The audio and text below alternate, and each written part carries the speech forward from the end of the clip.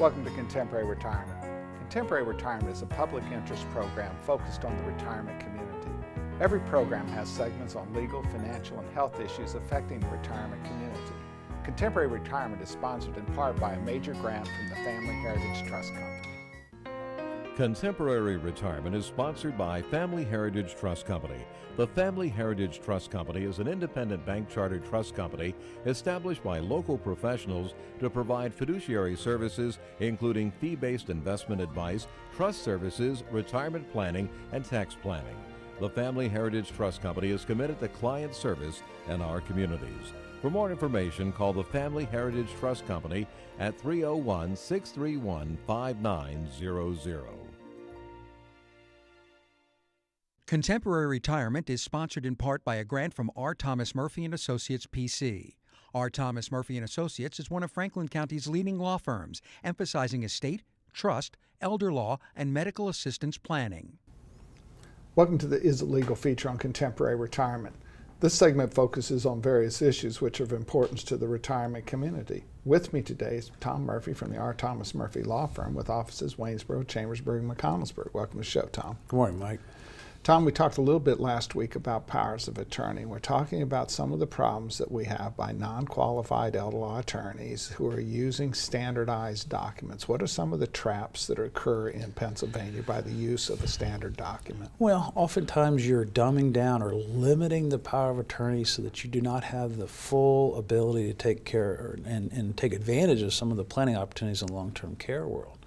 You know, I oftentimes characterize absent substance abuse or gambling addiction. If you haven't had a problem with the child for 50 years, you're not likely to start having trouble with them now. Right. If the child's been nothing but a problem for the last 50 years, they're likely to continue to be a problem. Right, and I know when we sit there and ask people, well, who do you trust, Johnny or Mary, that gut reaction wells up, and I can almost tell immediately, as can my clients, who's trustworthy and who isn't.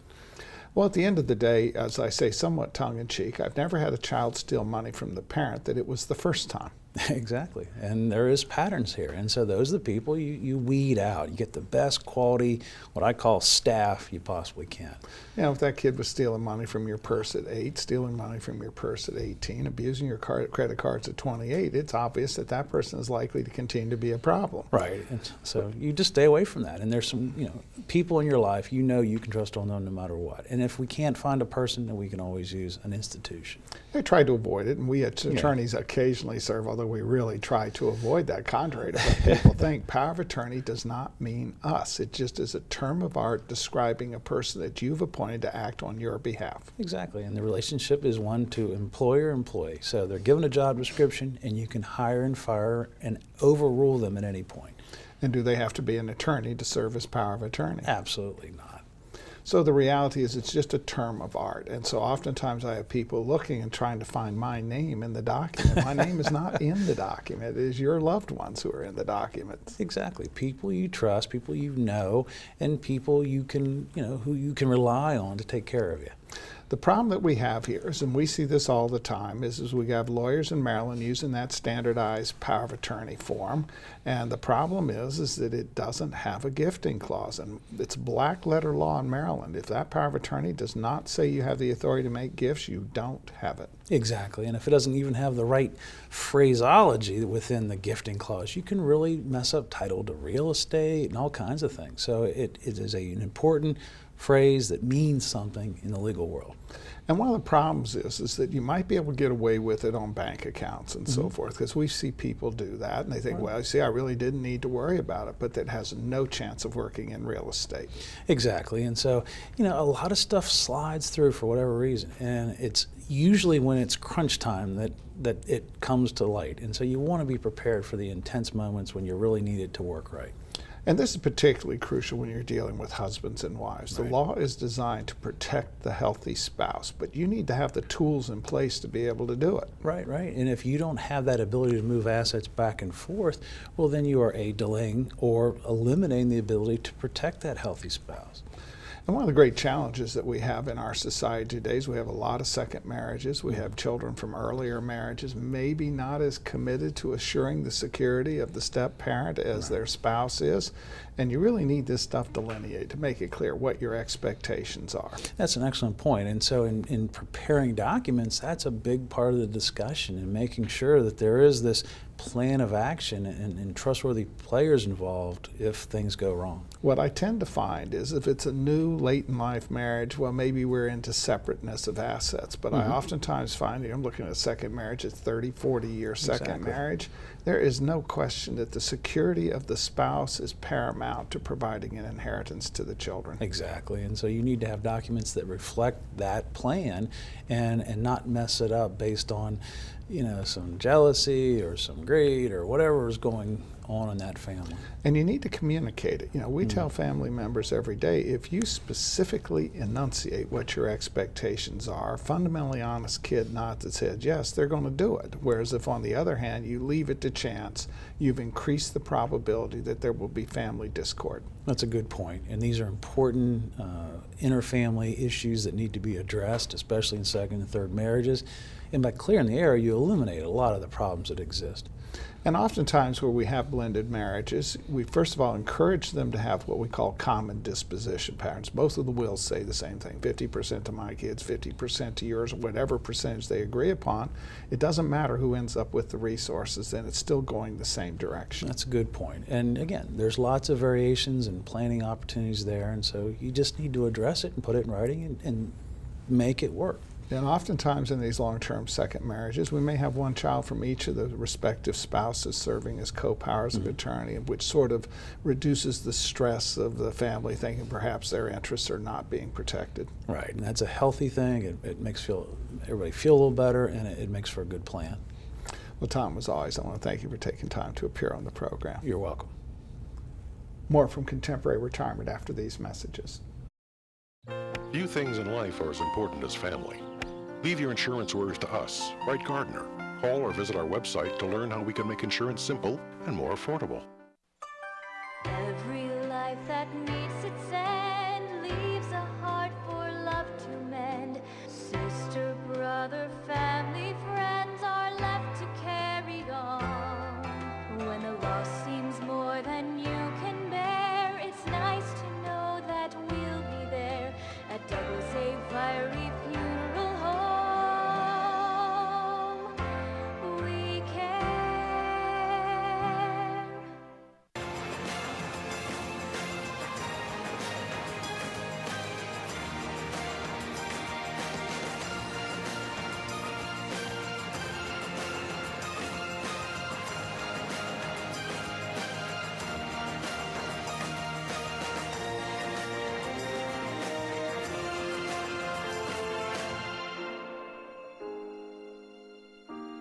Call Ed Lough to help put your mind at ease.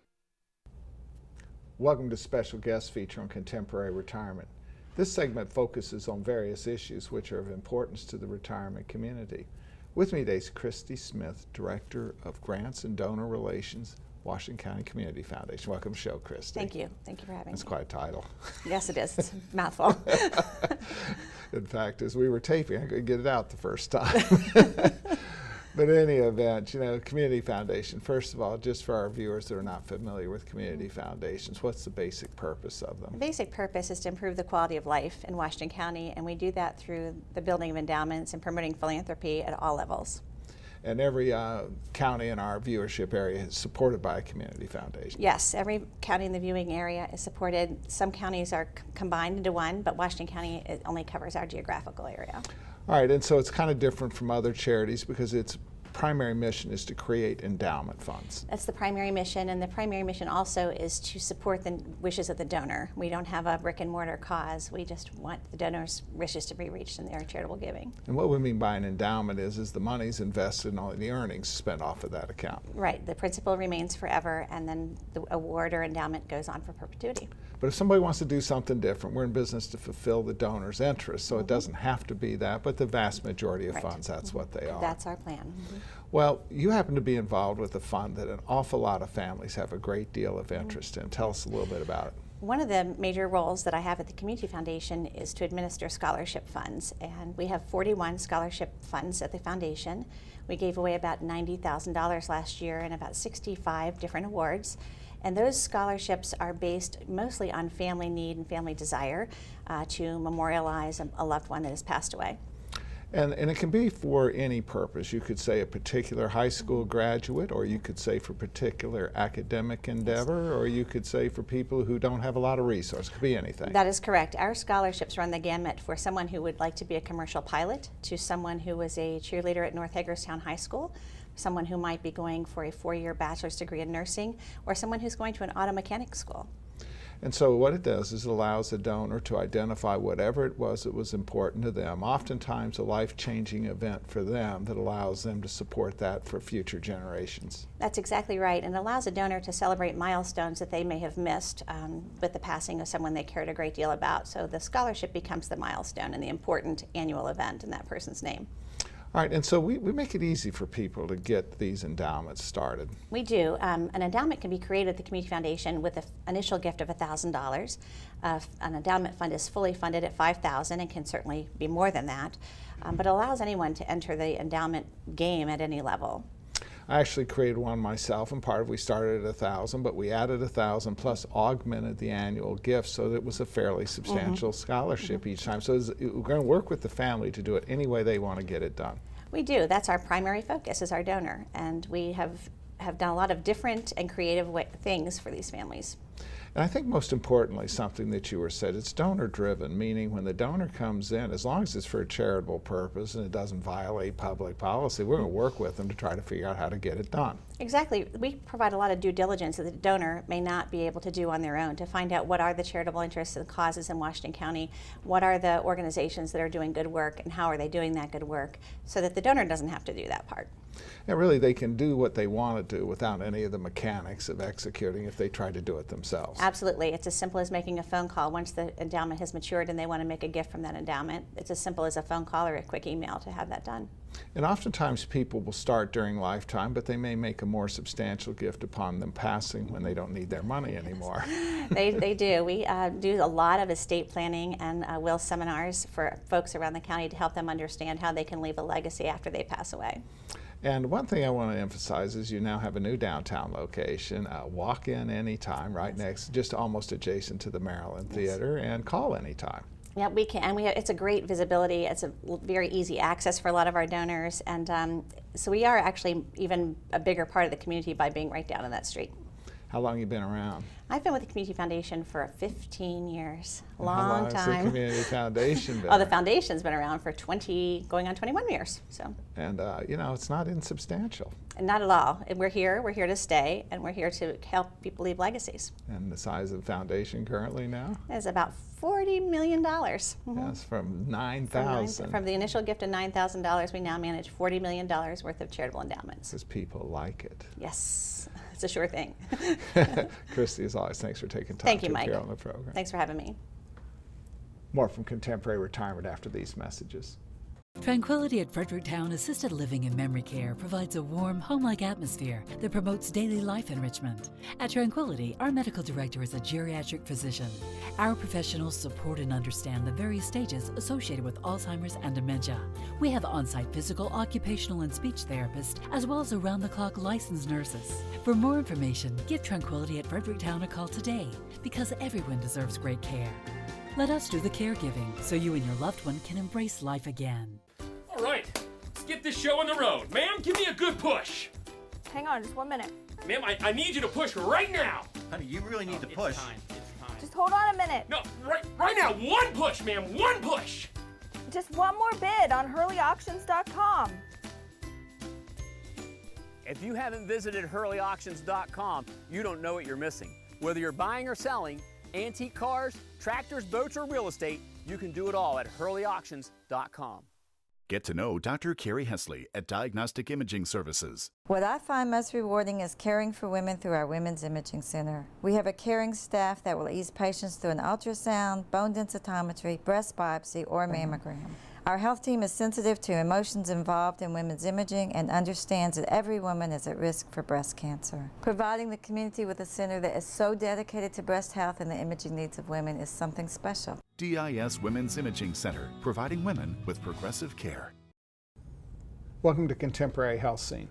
Contemporary Health Scene focuses on the health issues affecting the retirement community. With me today is Paul Sweeney, President of Quality First Insurance Agency. Welcome to the show, Paul. Good morning, Mike. So first of all, why do we have an insurance agent on? Well, because my agency specializes in health insurance for people that are retired. All right, so you actually began in the early 90s, at the same time I began in this area, and so you focused on that for a long period of time. And we first of all had the standardization of Medicare supplements back then. We mentioned in our last program the essentialness of paying attention to when you actually need to enroll in Part B.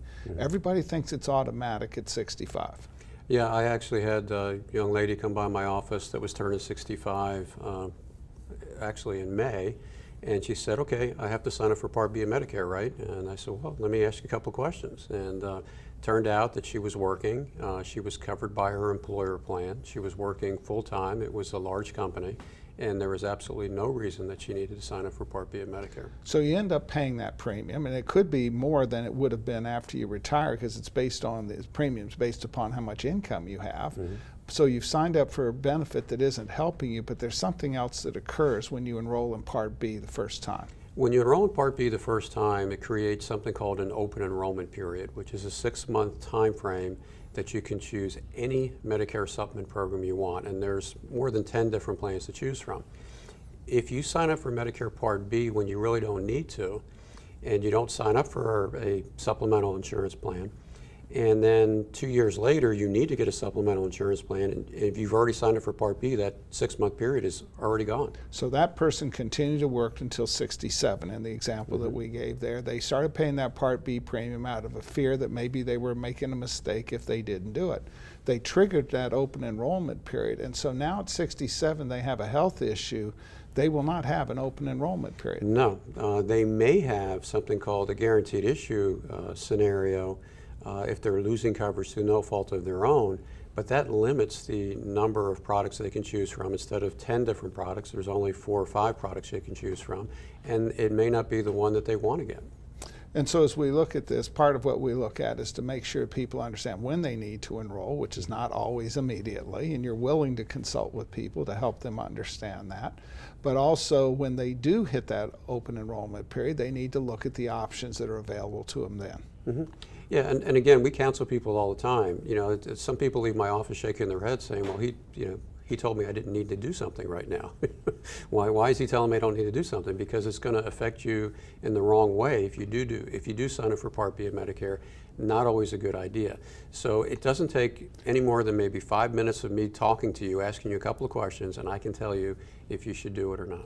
Well, and let's back up here, man, because somebody here, well, I don't need to sign up for Part B. The answer is yes, you do need to sign up for Part B as soon as you're not covered by an employer plan and you're over 65. Right. So if you're, let's say, covered by the Affordable Care Act, you have a business on your own and you reach age 65, then yes, in that scenario, it's not a group plan. You will need to sign up for Part B of Medicare. And there's really some challenges here because Medicare's standalone health insurance has substantial economic risk. Medicare has 2 different parts primarily. If you have traditional Medicare, there's Part A, which is your hospital insurance, has a large deductible up front and pretty significant copays. Under Medicare Part B, there's also a deductible, and Medicare Part B only covers 80%, so you're going to be responsible for 20%. A lot of people say, well, 20% is not that much, but it's 20% forever. It's always going to be 80-20. And so oftentimes people are not thinking in terms of a major surgical procedure. There could be a very substantial bill there. Oh, especially if you have something done as an outpatient, if you have surgeon's fees, anesthesiologist fees, MRIs, CAT scans, adds up very quickly, Mike.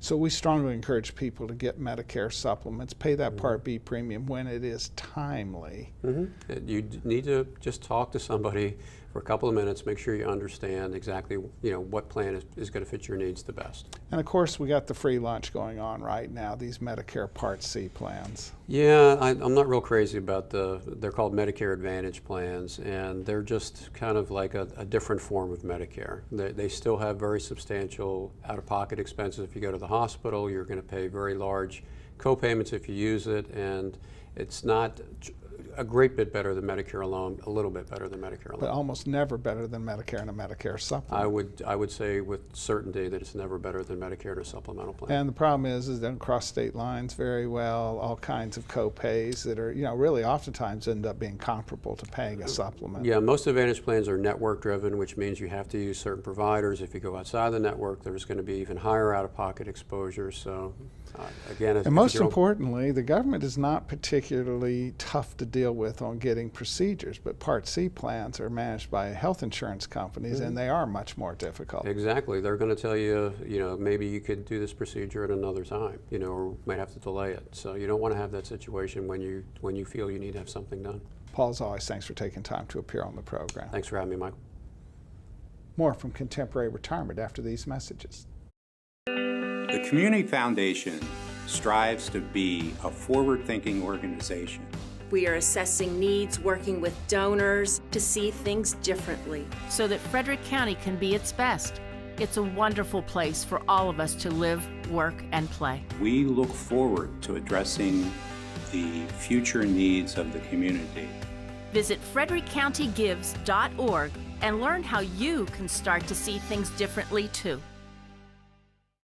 Albright Crumbacker Mal and Eitel are a full-service firm that provides elder care services, including managing incoming bills, bill payment, depositing checks, balancing bank statements, and preparing, planning, and filing personal tax returns. Put your mind at ease and call us today.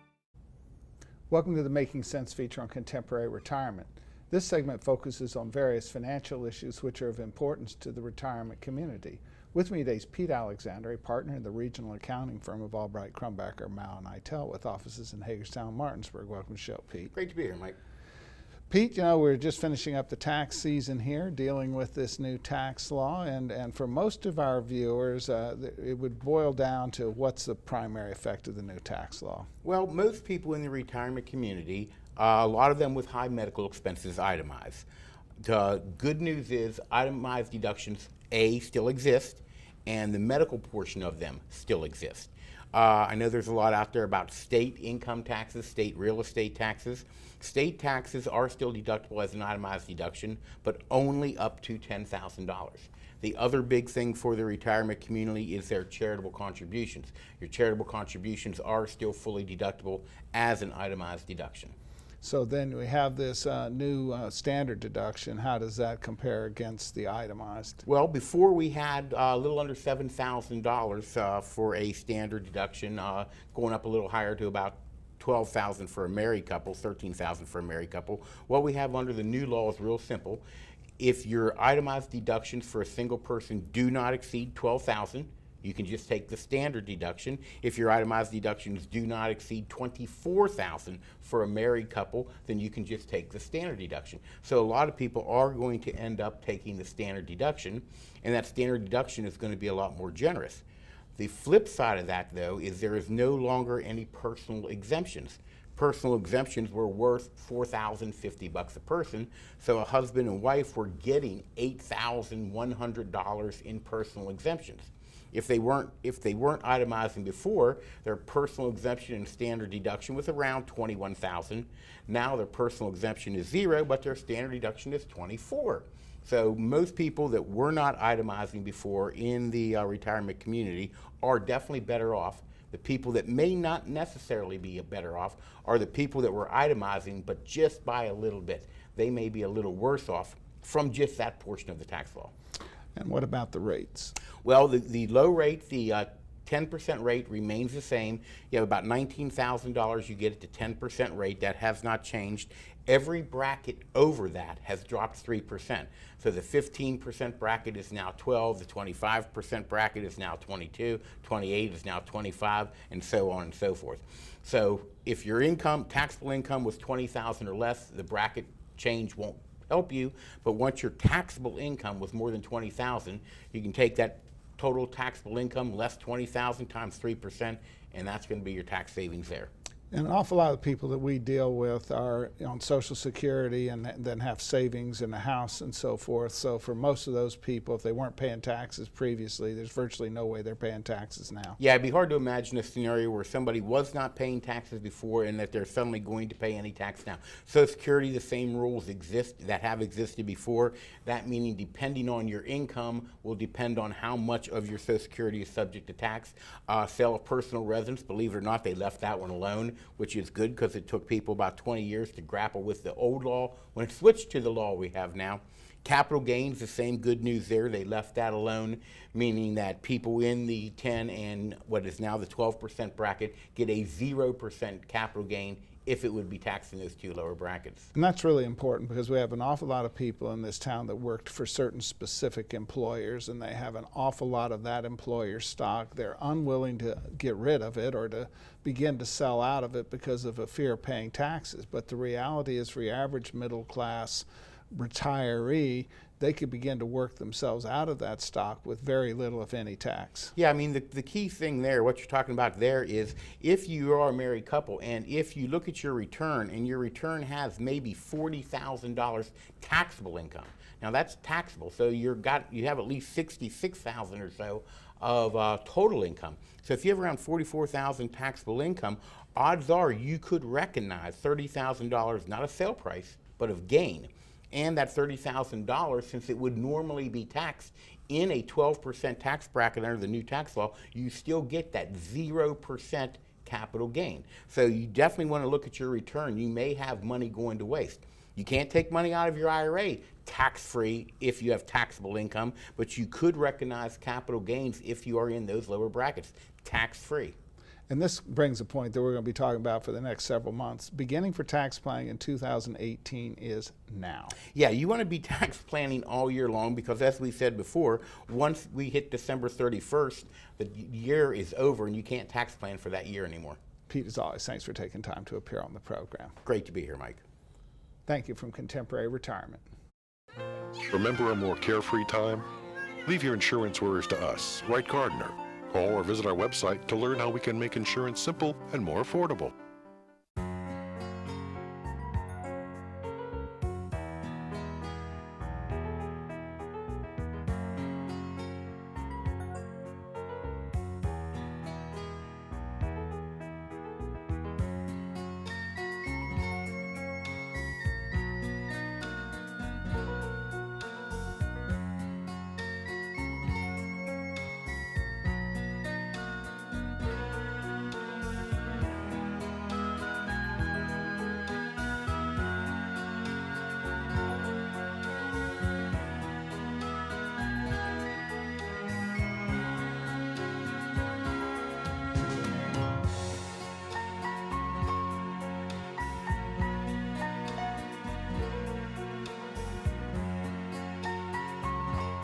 These days, it seems like everything's online, and filling out claim forms and receiving and paying bills online isn't always easiest. That's why we at Quality First Insurance encourage you to just give us a call. Let us help.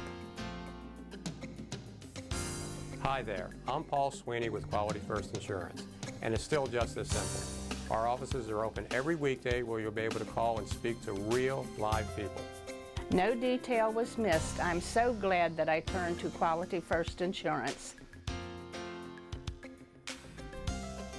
I've recommended Quality First Insurance to my friends who've been just as satisfied. If you're not happy with what you're paying for Medigap, or more importantly, not happy with your service, give us a try. We're locally owned, and we take the time to provide you with the best. We are Quality First Insurance, and our mission is to provide quality products to quality people. Pick up the phone and give us a call today at 800-745-1411.